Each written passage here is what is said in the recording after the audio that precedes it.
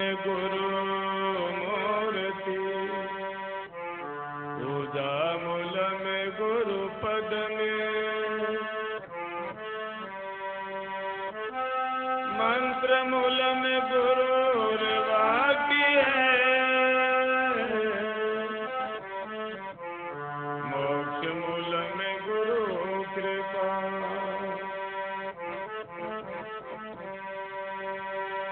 सतगुरु तुम्हें दयाल हो तुम लग मेरी दौड़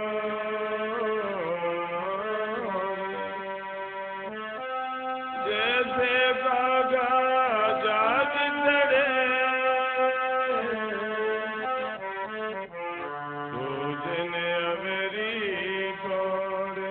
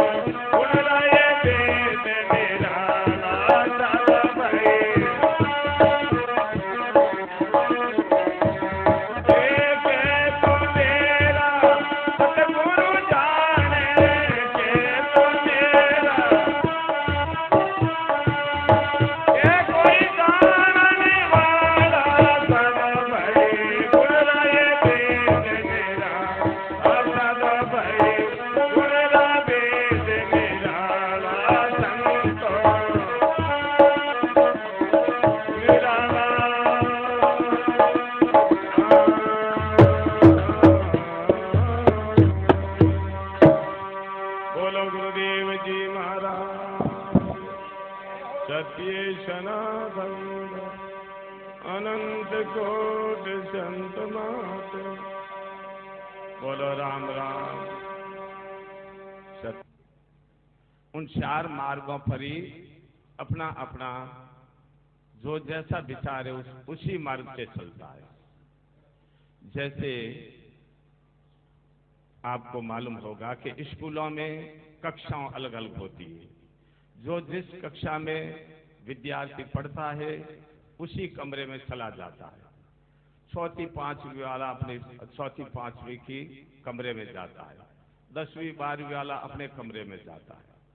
ठीक इसी प्रकार ये चार मार्ग हैं। इन चार मार्गों पर चलने वाले सभी हम जिज्ञासु बढ़िया से बढ़िया हैं, कोई कम नहीं है। वे सभी विद्यार्थी आगे की ओर पढ़ रहे हैं। इसलिए चार मार्गों पर हम चलने वाले जिज्ञासु सभी परमात्मा के भगत हैं और गुरु के भावुक हैं। प्रथम मार्ग है भक्ति मार्ग, जिसको उपासना मार्ग भी कह सकते हैं। जो प्रथम का मार्ग है भक्ति मार्ग। प्रथम आदमी जिज्ञासु आता है तो भक्ति में लगता है। हम सभी प्रथम भक्ति में लग रहे हैं इस समय।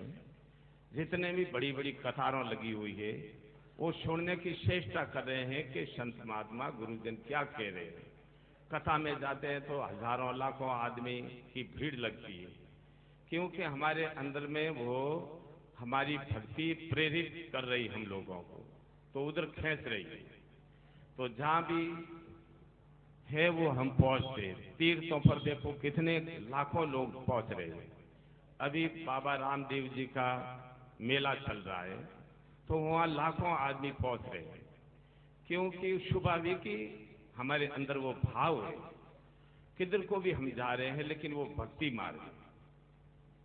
तो तीर्थ व्रत पूजा पाठ भजन सुमरण ध्यान जो भी हम परमार्थ कर रहे हैं, छोटे छोटे, जो कोई पीपली को पूज रहा, कोई बड़ को पूज रहा, कोई तुलसी को पूज रहा, कोई क्या पूज रहा है, वो सब भक्ति मार्ग में आता है। ये सारा जितना भी उपासना कांड है इसमें छोटे छोटे जीव है, चाहे उनको ज्ञान हो भी मत। मैं एक दिन चल रहा था रास्ते तो एक खेजड़ी के नीचे कोई स्थान बनाया हुआ है, एक छोटा सा पत्थर खड़ा किया हुआ है और वहां कोई धूप दीप करते हैं। तो एक माता आई तो क्या किया कि उसने अपने पैजारों को दूर खोला और 3 परिक्रमा की उसके खेजड़ी के करके वो लंबी डंडोतों करके अपने आराधना कर रही मन में और फिर चली गई। ये स्वाभाविक है जीव के अंदर गुण, हर जीवों के अंदर में ये भावना, जो इस भावना में चलते हैं, जो गुरु के प्रति भावना, परमात्मा के प्रति भावना, देवी देवताओं के प्रति अपनी भावना, जो श्रद्धा, ये सब के अंदर में आप देखोगे। भारत में ही नहीं बाहर विदेशों में भी ऐसा है। तो ये स्वाभाविक है कि प्रथम में आदमी भक्ति में लगता है, प्रेम में लगता है, सेवा में लगता है, साधना में लगता है। तो ये भक्ति मार्ग है। इसी भक्ति मार्ग से शुरुआत होती है। तो सभी हम लोग देखो, ये माता बहनों सब काम काज छोड़ करके दौड़ी चली आती है यहाँ। इनमें स्वाभाविक वो गुण है भावना का, श्रद्धा का। हमारे यहाँ कोई नहीं पहुंच रहे तो कहीं दूसरी जगह पहुंच रहे, वहां नहीं पहुंच रहे तो फिर कहीं दूसरी जगह पहुंच रहे। तो क्यों कि सबके अंदर में ये भक्ति भावना है। तो वो भक्ति करते करते करते करते धीरे धीरे उसको बोध होगा, सुनते सुनते करत करत अभी आज जड़मती होत सुजान, रस्सी आवत जात है सिल पर होत निशान। ऐसे करते करते वो एक दिन परमात्मा की पद पर पहुंचेगा ये जीव। तो ये प्रथम जो भी आप देख रहे हैं, भावुक लोग, श्रद्धालु लोग जो भी कुछ कर रहे हैं, ये भक्ति मार्ग में लगे हुए हैं। यहाँ कोई प्रसाद ला रहा है, कोई भोजन ला रहा है, कोई कुछ सेवा कर रहा है, ये सब भक्ति मार्ग में है। ये प्रथम की साधना है। इससे आगे थोड़ा और क्या करते हैं कि कर्म कांड लगता है। कर्म कांड बड़े बड़े हवन किया जाता है, यज्ञ किया जाता है, तर्पण आदि किया जाता है, जो बड़े बड़े यज्ञों का अनुष्ठान होता है। तो वो कर्म मार्ग है, कर्म कांड, जिसको अज्यामेघ यज्ञ, गोमेघ यज्ञ, अश्वमेघ यज्ञ, नरमेघ यज्ञ, जो बड़े बड़े 5 कुंडी हवन, सफेद कुंडी हवन, 9 कुंडों का हवन, और वे सभी मंत्र बोल बोल के उसमें स्वा करते हैं और आहुतियां देते हैं। तो फिर बाद में वो हवन होम यज्ञ किया जाता कर्मकांडी। उससे आगे आप जाओगे तो योग मार्ग आएगा। योग में सभी योगी लोग महापुरुष प्राणायाम नेति धोती कपाली को करके सदा वो अपने शरीर की क्रिया करते हैं प्राणों को सड़ाने के लिए, कि परमात्मा श्रुत और शब्द को एक मिलाने की चेष्टा करते हैं। तो वे योग मार्ग में अपना कल्याण मानते हैं। तो सब तरह से वो काया का शोधन कर रहे, काया में क्या चीज है, परमात्मा काया में मुक्ति कैसे होगी। तो इसे योग मार्ग में फिर जाके योगी लोग, साधु लोग, सन्यासी लोग सब कर्म योग मार्ग में आते हैं। वो तीसरा मार्ग योग मार्ग है। और इससे करते करते फिर शास्त्रों का अध्ययन करते करते गुरु वाणी सुनते सुनते अपने अनुभव के द्वारा फिर धीरे धीरे ज्ञान मार्ग में उतरता है आदमी, ज्ञान मार्ग में चढ़ता है कि मैं कौन हूँ, उपासना करने वाला मैं कौन हूँ, मैं किसकी उपासना कर रहा हूँ, इससे क्या होगा। तो ये वो फिर विवेक करके उन सारे मार्गों का निरीक्षण करता है। योग में क्या है, कर्म कांड में क्या है, ऐसे ग्रंथों के द्वारा, ब्रह्मसूत्रों के द्वारा, वेदों के द्वारा, गुरुवाणी के द्वारा वो आदमी सदा अध्ययन करता है और संतों के आसपास रहता है। संत की विभिन्न संतों की सत्संग करके वो आत्म तत्व को पाने की चेष्टा करता है कि आत्मा क्या है, वो परमात्मा कहाँ रहता है, कैसा उनका स्वरूप है, कैसी उनकी आकृति है, उनका कैसा जो है रंग रूप है, वो उस पर आके फिर वो शोधन करता है। ये चौथा मार्ग ज्ञान मार्ग है, जो ब्रह्म में निष्ठ होते हैं और अपनी आत्मा में निष्ठ होते हैं और वो सब ज्ञान ध्यान करके फिर चेतना को समझने की चेष्टा करते हैं और अपने निज स्वरूप में चेतना में आकर के अपने आप पे स्थिर हो जाता है। ये चौथा ज्ञान मार्ग है। तो वे सभी चारों मार्गों पर चलने वाला जिज्ञासु सब आदरणीय है, सब पूज्य है। उनमें कोई ऐसा नहीं कि वो छोटा है, वो बड़ा है, कि वो हल्का है, भारी नहीं। जो भी स्कूल में भर्ती होता है, जो विद्यार्थी, वो सब विद्यार्थी माने जाते हैं। वो एक दिन सभी पूरी पढ़ाई करके बड़े बड़े मिनिस्टर बनेंगे, बड़े बड़े वैज्ञानिक बनेंगे, बड़े बड़े डॉक्टर बनेंगे, जो बड़े पदों पर पहुंचेंगे। इसलिए हमें ये समझना है कि हम सभी जितने भी भाई बहन हैं, जहाँ से शुरू होते हैं वो हमारा भाई अच्छा है, वो भक्ति में लगा है, साधना में लगा है, सेवा में लगा है, परमात्मा में लगा है, सत्संग में लगा है, ध्यान सुमरन में लगा है और ज्ञान में आया है। तो हम भी ऐसे करते करते ऊपर आए। हर कार्य जो होता है नीचे से शुरू होता है और ऊपर जाता है। जैसे मकान पर सीढ़ी बनाई जाती है, उसे एक पौड़ी, 2 पौड़ियाँ, 4 पौड़ियाँ से करते करते आदमी छत पर पहुंचता है। ठीक इसी प्रकार हम करते करते एक दिन परमात्मा का स्वरूप बन जाएंगे, ब्रह्म का स्वरूप बन जाएंगे, राम रूप हो जाएंगे। ऐसे करते करते ऐसे सभी महापुरुष हुए। इसलिए हमें किसी से टकराव नहीं है, हमें किसी से घृणा नहीं है कि ये सब ऐसा क्यों कर रहे हैं, क्यों कर रहे हैं। उनका स्वभाव इतना ही है, उनकी पहुंच इतनी है, वो अगले जन्म में और कोशिश करेगा, इसी जन्म में और कोशिश करेगा, तब आगे बढ़ेगा। लेकिन जो आगे जो पढ़ रहे हैं वे उनको कहते हैं, अर्थ समझा रहे हैं कि तुम समझ नहीं पा रहे हो, मैं बार बार समझा रहा हूँ, इसका अर्थ ये होता है। तो पहले भी वो समझने में उसको कठिनाई आती थी, फिर आगे पढ़ा तो उसको सहज हो गया, सरल हो गया है, वो सब बच्चों को पढ़ा रहा है। इसलिए इस जो पंडाल में विराजमान जितने भी हंसपुर से, वो सभी हमारे प्रिय प्यारे हैं और सभी भगवान का रूप है, ईश्वरीय रूप है और गुरु का रूप है और इन सबका आदर है। बोलो सदगुरु कबीर साहिब की। एक भजन और बोलो बेटा।